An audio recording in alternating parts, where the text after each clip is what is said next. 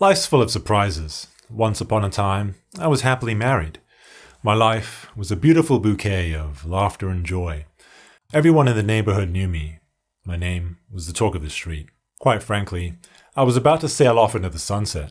That was, until one inconspicuous evening while I was sitting in my yacht, I received a phone call from my lawyer informing me that my wife had filed for divorce.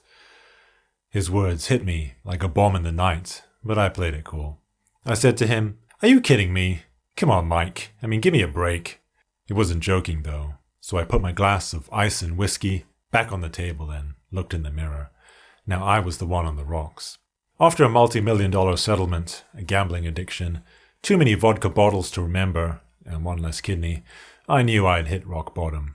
I picked myself up, literally, off the ground from underneath an abandoned bridge outside of the city. I decided to become a private eye. I took matters into my own hands and became an investigator. That's where this story begins. It turns out that my ex-wife had, in fact, lost her mind after leaving me. She couldn't come to terms with life without me, and her mind shattered into 1,000 pieces because of the trauma. I'm still picking those pieces up, whenever and wherever I can find them. I even found one piece wedged between the couch cushions the other day, covered in crushed nachos. How weird is that? Things got weirder and weirder, though, when I noticed someone following me around the city for one whole year. Eventually, I realized it was my own shadow.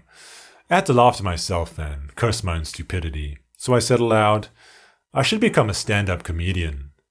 And so I did. What wasn't funny, however, was my personal involvement in a 9-car pileup on an interstate highway, which left me paralyzed from the waist down and unable to perform stand-up comedy, whilst actually standing up physically. I had to read my lines while sitting down in a wheelchair like a handicapped person, which I had indeed become.